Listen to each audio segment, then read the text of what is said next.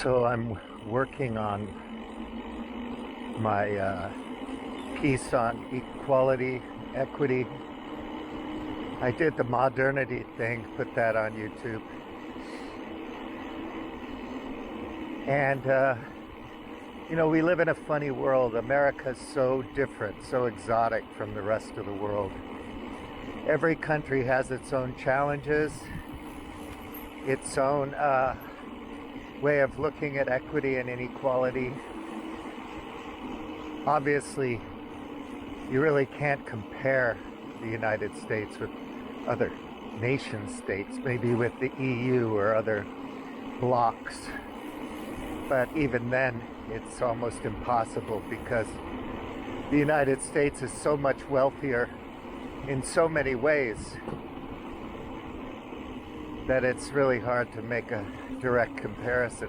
Also, it's an exotic place, so people in the United States are worried about critical race theory and wokeness and all these kinds of things. And other parts of the world just don't even think about that stuff. It's not on their radar. They could care less. But because of the United States, because of US's power, they can influence countries both actively through their, various organizations, global organizations that push propaganda to the world, and also obviously through war and coercion and sanctions, but just culturally, look at this Disneyland thing with DeSantis. It's nuts. So, DeSantis at war with a U.S. entertainment corporation, and it's a culture wars reflection. And then does that bleed off into the world? Am I going to go down to Caldas de Rainha today and sit down with some young people and discuss what's happening to Disneyland in the United States? Book banning and idea banning and, investigative journalism isn't good. You have to turn on one of the stations and you have to listen to the boilerplate that everybody just parrots because it's their job to parrot the boilerplate. That's what they're paid to do. Anyway, it's funny because the liberals and the conservatives believe in, opportunity, equal opportunity, give people a chance kind of thing.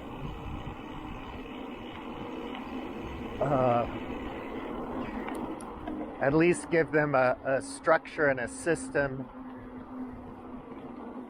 in which they can achieve something if they work hard, right? But the world is not equal at all, and people in the United States don't know anything about the world. They don't want to know. So I have a lot of friends who refuse to look at anything that doesn't make them feel comfortable and happy, because they're very sensitive people. They're privileged. They've had everything their whole lives, more or less. Not everybody, obviously, but the people I'm talking about. Everything's been very good for them their whole life.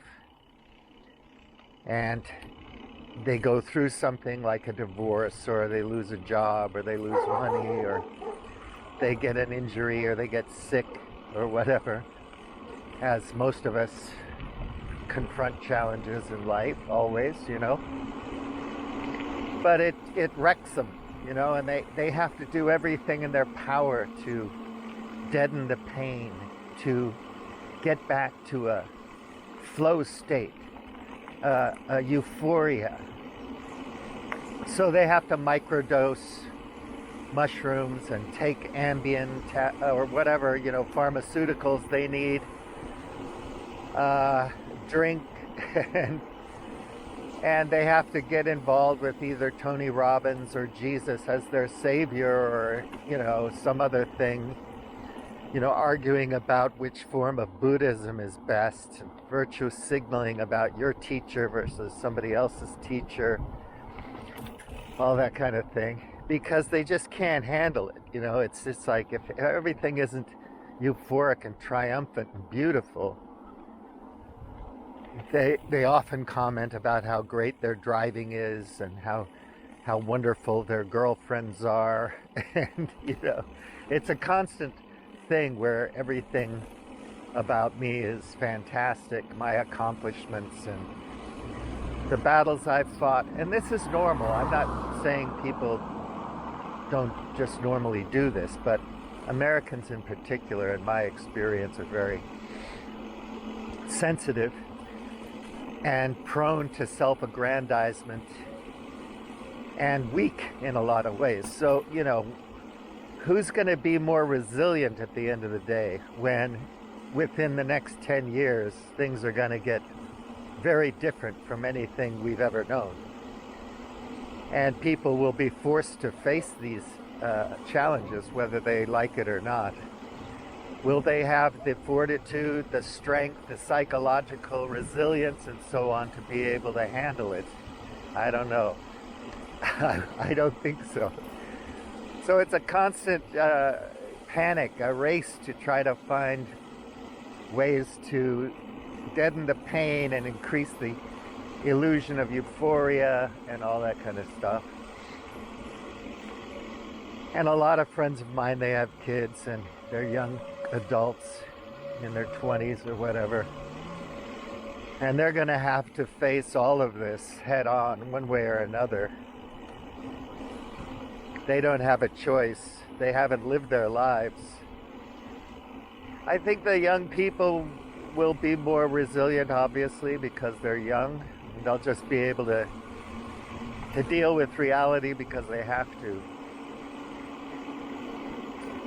But other people won't. And so we fight about all these things, perennial disagreements as conservatives and liberals that never go away, that have been around since the time of surplus civilization, when you could give credit and borrow an ox to do work and pay interest. There have been inequalities, there always will be. The questions of equity are often dealt with either by a cultural and social mechanisms or law. The U.S. is much more litigious.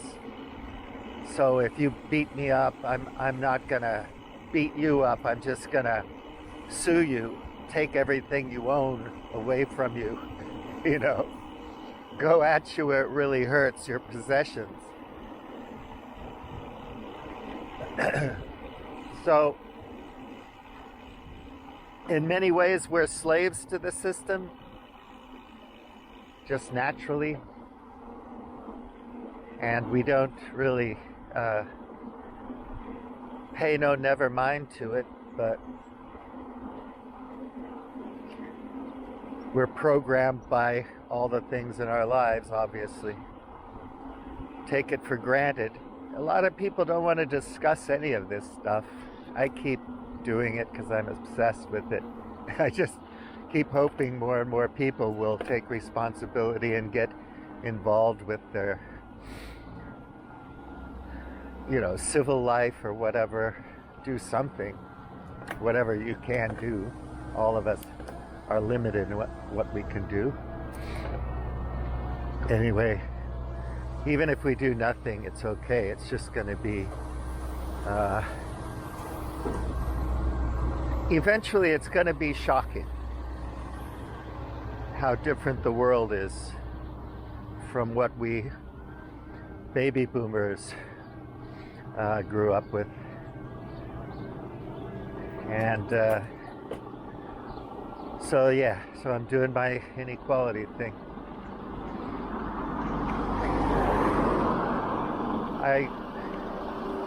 I guess the two podcasts that I learned the most from are Nate Hagen's The Great Simplification and Jim Rutt's show because of the kind of guests they have.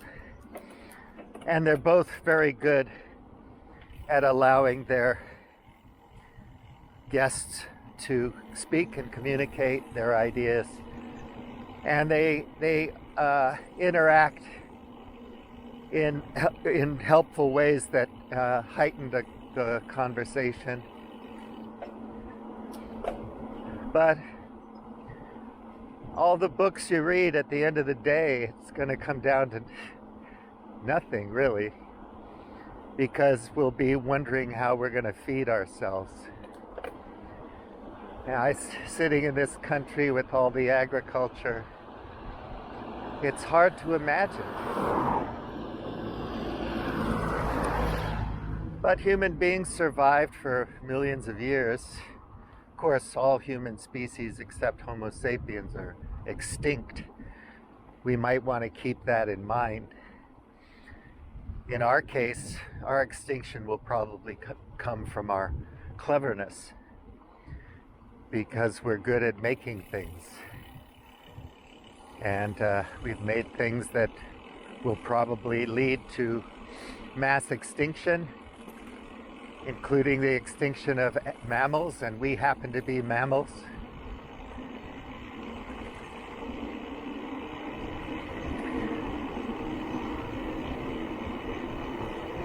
But for now, why worry about it? Because you can have a lot of fun, and we can still eat,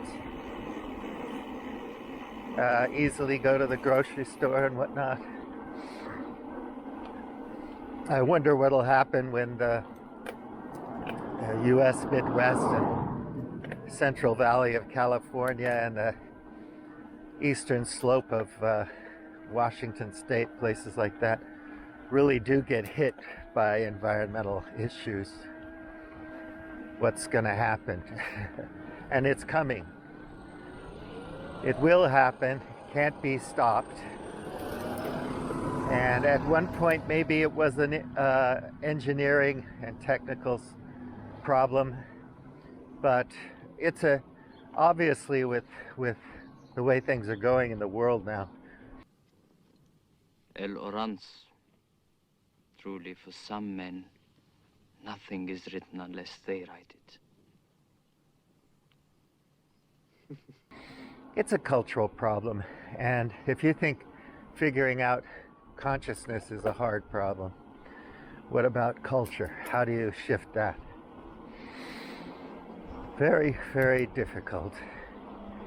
A lot of things have to happen on a lot of levels. And right now, the players are just trying to protect the game.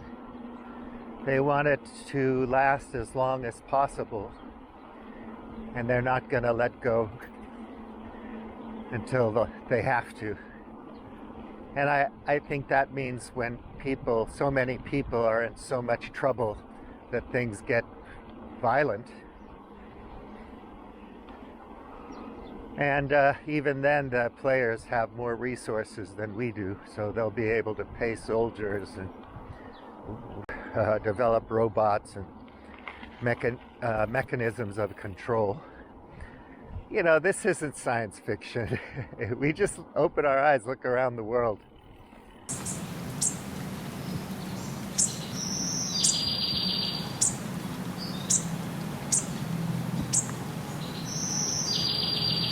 They're hacking our beef supplies. They're hacking pretty much the entire world, and no one's doing anything. And now we know that they're effectively gearing up to figure out just how good those ballistic missiles really are. Yes, and really, as you say, we should have been talking about this earlier, because what we have seen from China over a course of decades is that they're configuring their military to kill Americans. They're very clear about this. It's just that we Americans have not been paying attention. So I'm very glad that you're raising this and mentioning the Groundhog Day aspect of this.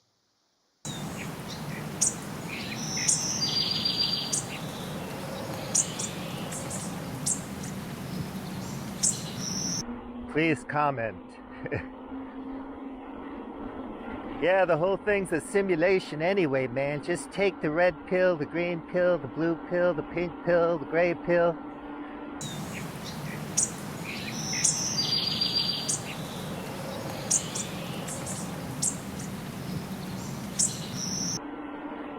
And you'll see the truth.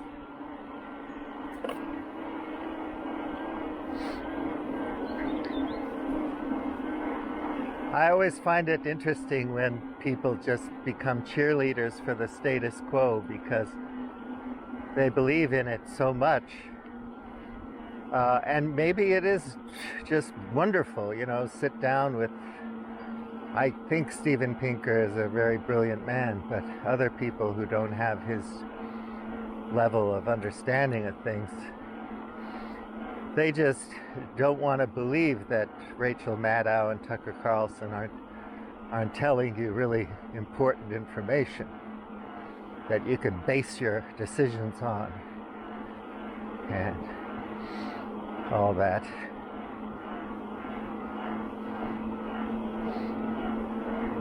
It's just like, you know, you're in Eastern Europe in the 1930s, and you don't, everything's getting pretty nasty, but you don't know what's going to hit you. Anti-miscegenation laws and whatnot. And then it's 2023, and people are talking about that in dog whistling ways on the internet. You know, only they're talking about multiverses and, you know, Platonic theory, essences and whatnot. And they're saying we have special attractors to our own kind. But they're doing it in such clever ways, masking their racism and their desire to be ethnically pure in other philosophies. So you don't even notice it unless you know what to look for. And they're thinking seriously about this. 2023. When you have 23andMe. I mean, you can go, everyone can pass their purity test by doing a DNA test. Oh, it's measurable. And say, yeah, I'm 100% Northern European. Gotta stick with my own kind of people. I love those poppies. Just makes sense. And those people want to, those Hutus and Tutsis want to hang out with their own kind of people too.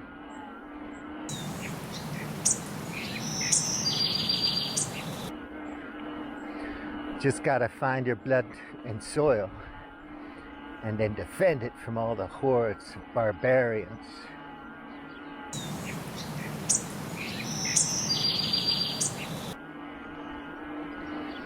Barbary. Well, that's fun. You know, the idea is to die in battle heroically and go to Valhalla. Don't hang on to these ideas of a long life where you have to have health care, modern medicine and whatnot. How stupid is that? Check it out. It's just dumb. You don't need that. You stay with your people in your tribe, and you steal things from other tribes when you need them, and you kill other tribal members when they try to steal from you. And mentioning the Groundhog Day aspect of this. And you know, if you need more women, you go get some. It's funny. People have, you know, even a purebred 23andMe Northern European is mixed if you go back far enough. We don't go with that village over there across the hill. They're all disgusting. We don't go with their women and their stuff. They're gross. They're evil. But you run out of women, a bunch die in childbirth or something. You just go get you some, and then you pretend like it's pure again. Rome, when they started to have to hire, mercenary soldiers from these barbarian groups, that's what's the beginning of the end of Rome, brah. It's a historical fact. You can look it up. You can measure it.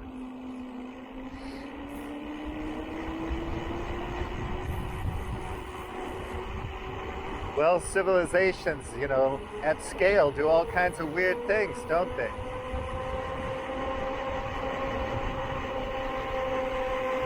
If the closest other human group was like 50 miles away and all you had were 2 legs to get someplace, you wouldn't have to worry as much about it unless you ran out of food.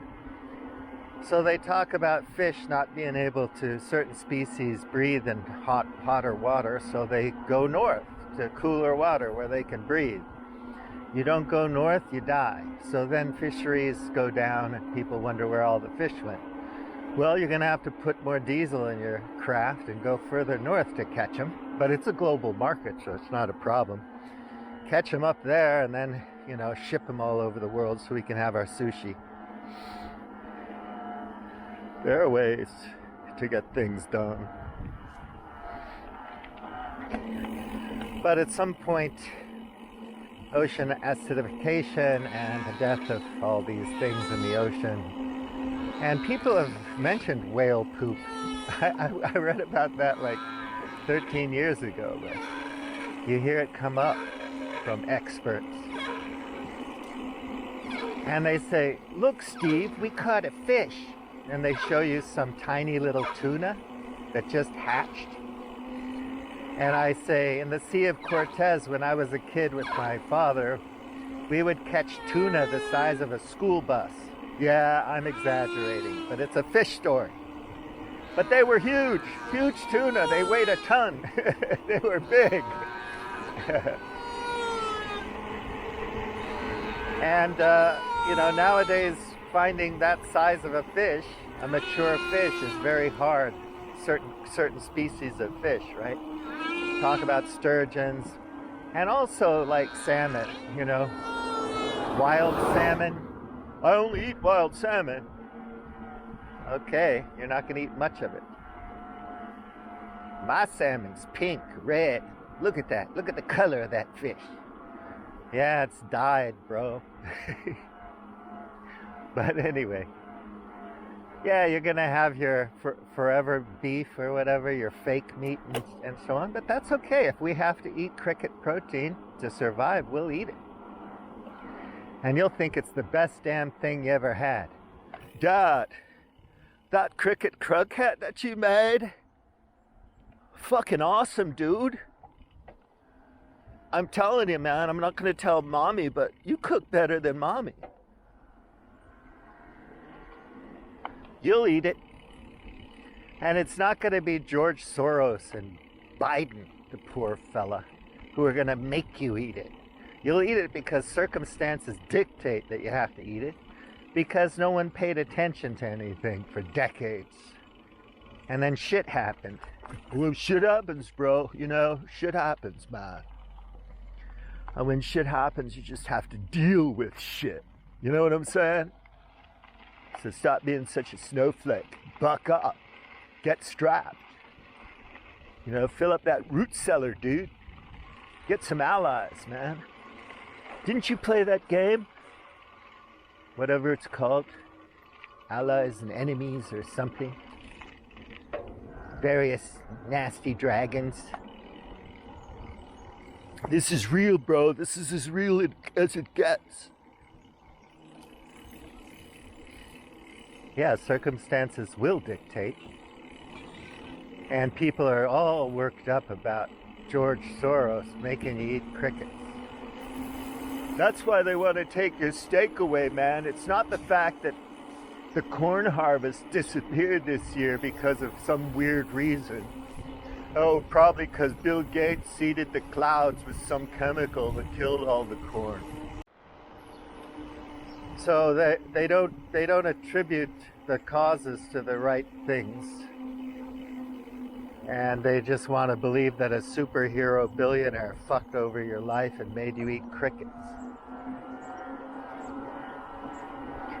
As if Bill and Melinda Gates Foundation has that much power. Hell, they have a lot more power than you or I have. A lot more.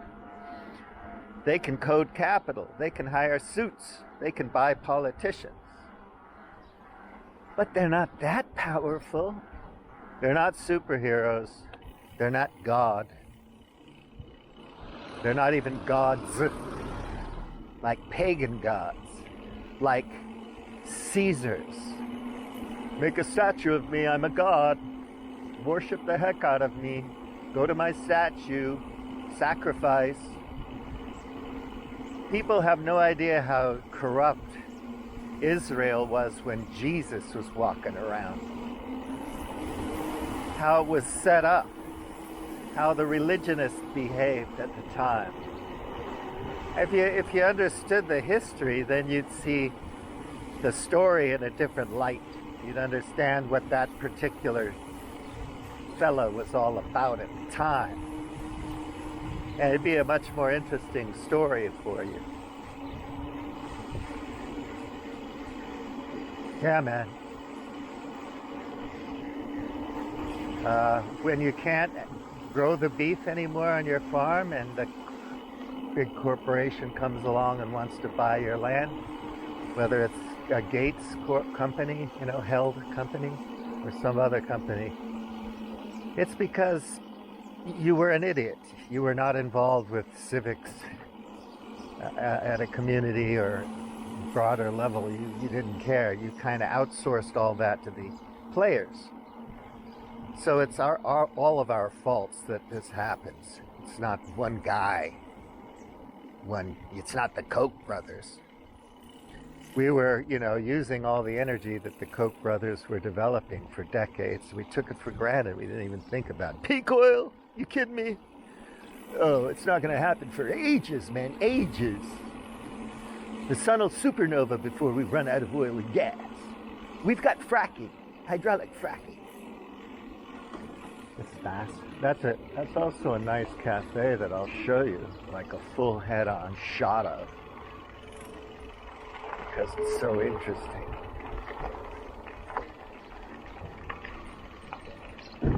There you go.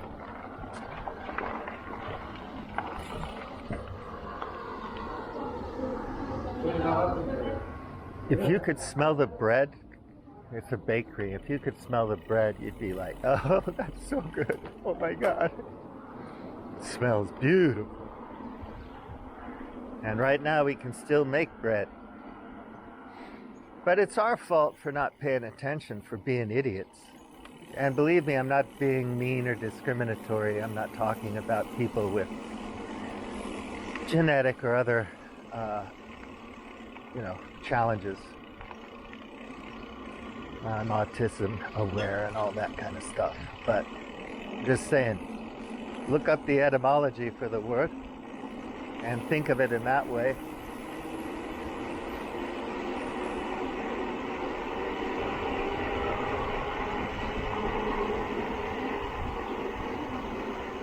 Yeah, we can be proud of our accomplishments. We did what we did within the context of our lives, the opportunities that we inherited, and dumb luck, and hard work, and lots of love, and all kinds of reasons, and we are where we are today, old or young. And we all bear a certain amount of responsibility for the way the world is, whether we want to think that or not. So if you're one of these proud people that say you don't vote, that's fine. If that makes you proud, you don't vote. Or you think we should go back to a monarchy of some type, a corporate model monarchy like Yavin or whatever. Fine. Take pride, bro. Let's see what happens. But it doesn't matter where you land on the ideological scale. We're all kind of responsible for the way things are. But, idiots are easier to manage, the plebs and proles. And people who are smart, they're willfully ignorant because they pick a side and they don't want to see the other measurables that don't, cut their paycheck or give them a sense of status and all that kind of stuff. So people talk about this stuff. Most of us are idiots. I wish I was more of an idiot. There are basic levels of idiocy. So I'm definitely an idiot, but I'm in a kind of Orwellian way, I'm a little less of an idiot than other idiots. Maybe not. You can tell me. Comment on it. So, yeah. That's the way it kind of plays out in the world. And if you want opportunity, power, agency, sovereignty, whatever, liberation, freedom, you're going to have to figure out how to design a community that allows you to feel that you have those things. Self-expression, the opportunity to learn and grow, to feed and house. And I do understand why the conservatives are worried about the government doing everything for you. And so on. I get it. But usually, if you're living in the city-state, you're gonna take responsibility for people in your community. It's a natural human thing to do. And you're gonna hope that the elites, whether they're the aristocracy or the management and the king, are all enlightened people who have a sense of duty to their people. And maybe Gates and Soros and the Koch brothers also had a sense of duty to people. They just expressed it through the game, through playing the game. And of course they had their philanthropic organizations to prove that they were paying back, that they were giving back. I had to exploit millions of people and destroy things, but that was only so that I could give back. Because you see that symphony building over there? Never would have had it without me. See that tiny little public housing unit over there? Wouldn't have it without me. Or like, I bought the ranch in Colorado and I'm preserving it. Nobody else can mess with it. That's me. I built Harvard. I built PragerU. Without the money, I couldn't have built PragerU. And tell you all about how nothing in the universe would exist if you didn't believe a certain story in a certain way. There's nothing biological about it. Ha ha ha. Evolution? Ha ha ha. It's the Bible. Can you imagine if you really believed that, these scrolls, that survived and codified into what we know as this version or that version, the Greek version or the King James or whatever, and the Torah and Talmud, New Testament and whatever, Vedas, somehow survived and got codified into a thing over thousands of years probably, or at least hundreds of years, and then lasts thousands of years into the future because it's a compelling way to organize people.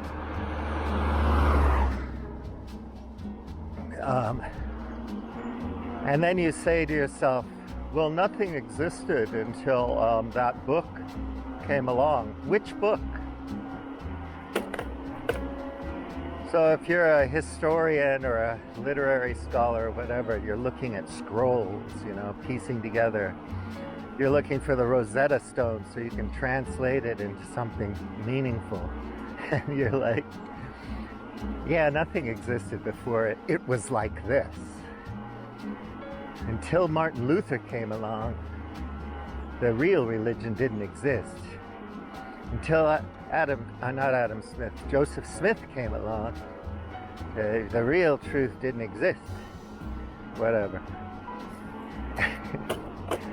I mean, people believe that. It's an easy way to believe. And once you believe it, you can literally write off the whole world, because the whole world is satanic or just plain wrong. You prefer your people, you prefer your beliefs, so you don't care about other people and their beliefs. That's bullshit. It doesn't matter. So, if something happens, it's the will of God, it's an act of God, We built the nuclear power station next to the ocean where there's lots of earthquakes and tsunamis, and then shit hit the fan. It's an act of God. Because I'm not interested in all that other stuff. Risk management, probabilities, statistics, measurable stuff, data. I don't care. Whatever happens, good or bad, it's like, if it's good, it's a miracle, God loves me. If it's bad, it's satanic because of some evil out there in the world. And it's very simple. You don't have to worry about much, and it pretty much satisfies everything. Neurochemically, psychologically, it's very satisfying to most people. So that's why ideologues argue about equality and equity, because they all have different ideas about it, and it's a thing. The monkey wants a banana. He doesn't want another nut or whatever. The other monkey got a banana. That monkey's pissed off.